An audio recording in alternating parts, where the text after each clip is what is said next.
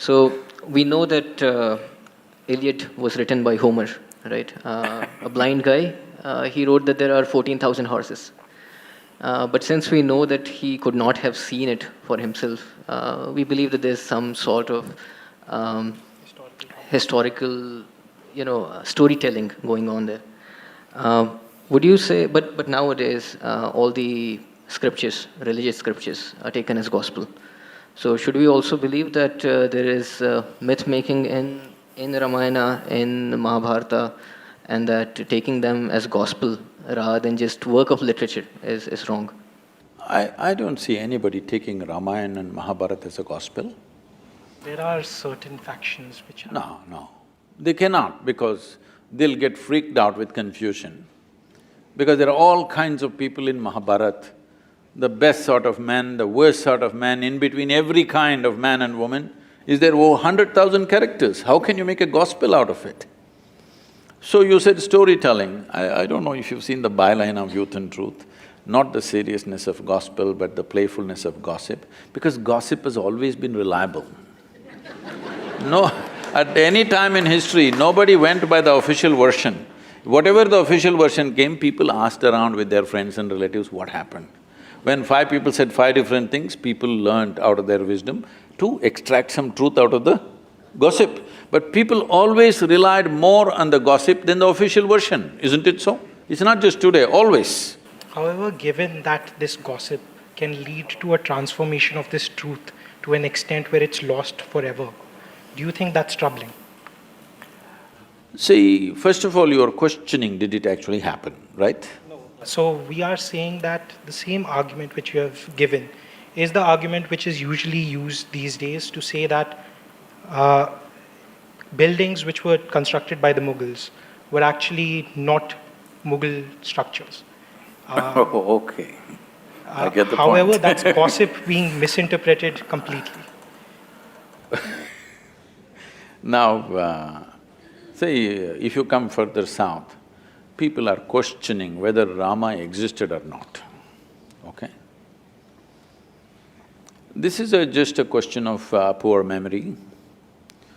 When the entire nation has been talking about it for thousands of years, now the problem is your trust in printed word is more than the spoken word, that is the whole problem. But you must understand, this is a oral culture. We always transmitted most significant things orally. You may think it's insignificant because it's not written, but anybody can write it down. People have written it down now it's a printed word. But now somebody questions, did Rama exist or not? Not in one place, in entire culture, when everybody is talking about the same story with minor variations here and there, it could not have been just made up by all the people, So isn't it? I guess his point was also by bringing in the Iliad example the same, that the war on Troy did happen, but the fact that Homer says that 14,000 horses were there is clearly not truth. Maybe not. Maybe Ram did exist, but other facts which are… other things… See, we are, after all, Indians, we invented zero. We have certain freedom in using number of zeros. We're taking liberty with that. Don't… see, whether 6,000–7,000 years ago, whether 100,000 men fought or 10,000 men fought, doesn't make a difference. The way the story is said in this country is not for its facts, but for its truth. You're trying to bring out a certain truth. The fact of it, whether 100,000 men fought, 10,000 men fought, what does it matter? You don't have to manage that war today, it's over. So the important thing is, what is there for me to learn from that, all right? If that's a question mark, we can go ahead with that. I guess that was his point itself, that when you look at religious texts, as you would learn from… See, don't call them religious texts, this is nation's history. So let's say if you look at another piece of literature, you would derive learnings from it. Literature is different, history is different. Literature can be fiction. History is written in a dialectical way so that it's always relevant for you. I'm saying 6,000 years ago, whether a man existed or not, what's my problem? unless he has something to contribute to my life today, isn't it? However, if history has been written and the facts of the history are not clear, then how See, this is what I'm saying. The fact is like this. Suppose 6,000 years ago, Rama had a wife whose name was not Sita. What's my problem? we are not questioning whether the name was… Not only the name, I'm saying, okay, he was not… his father's name was not that, it was something else. He was somebody else. What does it matter We to are me? even questioning the sequence of events over here. You can. How they… See, sequence of events also you can question, but what I'm asking is, a 6,000-year-old drama, if it got little mixed up, it is not your problem. The problem is just this, is there something for us to get from that? That's all the thing is. Now, why we are worshipping Rama in this country is, he's not a super success. He's a serial disaster, if you look at it. Yes. Even today he's having real estate issues, that's why you brought this up.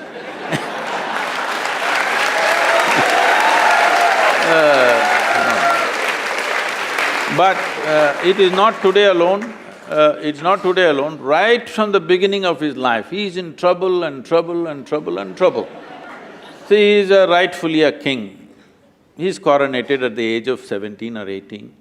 He marries a princess, and within 1 or 2 years, he's sent to the forest. They didn't go to the jungle for picnic.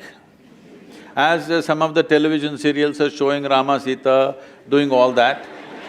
No, it is like, throwing him out of the kingdom from his power and everything.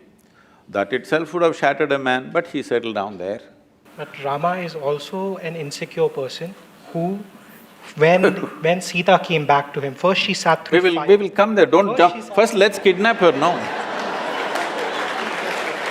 See, now you're changing the see, now you're changing the sequence of things. First, let's kidnap her, all right?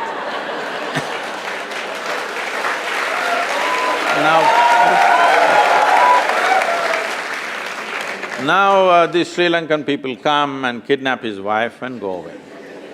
After all, he is a king. If somebody steals his wife and takes her away some 3,000 kilometers down south, there's no GPS to even find out where is Sri Lanka, all right? At a time like that, being a king, he could have found a local solution. There would be any number of women to marry the man, he's a king. But he goes in search of her, not with a big army, just him and his brother, like ordinary people. If a man has to walk 3,000 kilometers down south, not knowing where she is, whether she is alive or dead or what's happened, then she must mean so much to him, yes or no? Otherwise, why would a man walk that distance? Now, he goes there, he forms a Tamil army, don't forget this. And then there is a fight, kills hundreds of people, burns down a beautiful city, gets back his wife, comes and settles down. Before this, I will tell you, he goes for a year of penance in Himalayas. His brother asks, "Are you crazy? This man stole your wife and now you're doing penance for his death." He said he had 10 basic qualities, Ravana. Killing those 9, which were horrendous qualities, no penance for me, no repentance for that. But he was also a great devotee and I killed that also. So 1 year of penance the man goes for. This is not a… And then he settles down and his wife is pregnant. You must understand, for a king, his wife is pregnant means it's not just about a child, it's a progeny for his empire and there are many things involved. No sonogram, so he doesn't know whether it's a girl or a boy or boys or girls or anything. But once again a political situation evolves where he has to send his wife to the forest, which you are saying is insecurity. Not that part. So we can even begin from the first point in which, after he rescues Sita, Sita has to sit through a fire to prove that she is pure. For whom? So that other people will accept her. Because Rama cared about how people saw him. Rama, when he came back, a random dhobi in your kingdom said that, "Sita, I am not like Ram who will keep a woman in my house, who might have a child which is not mine." For this, Rama sends away Sita again to the forest. That is the insecurity you're talking about. At any point, Rama wanted his people to love him. No, let's come to this properly. Today in our country, there are many kinds of things. I'm asking you, do you want a leader for this nation who puts the people of this nation above his own family and his personal love? I'm asking you. Or do you want a Dhritarashtra, at any cost my son? You want a man who puts the citizens of this country above his family. This is not just another woman for him. He went and fought a battle for her, walked 3,000 kilometers. This is not just another woman. He is living for her, but still he sends her back to the jungle when she's pregnant, knowing fully well that it could be his future for this kingdom. And he's putting… See, it is not just about a dhobi, this is what your mistake… you're taking these things literally. When a dhobi said, what it is being said is ordinary people are talking like this. Ordinary people have no trust in the king, that he's just brought some woman from somewhere and he's made her our queen, because queen is seen as a mother to the nation. We don't want such a woman as our mother, that's what they're saying. She went and lived with some man somewhere. This is what the people of those times are saying.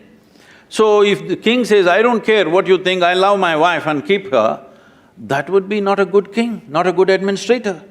So he's putting his people above somebody that he loves very, very dearly, and she's pregnant.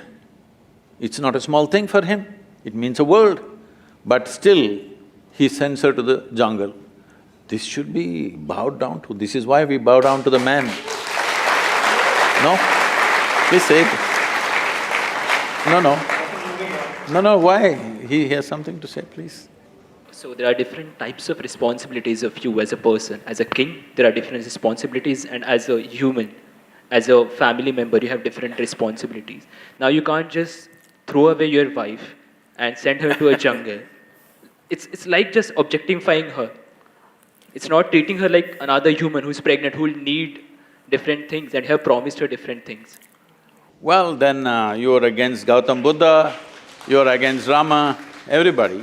But you need to understand this in the right context, that is, if this woman didn't mean anything to her, he wouldn't have traveled down to Sri Lanka, fought a battle and brought her back, isn't it?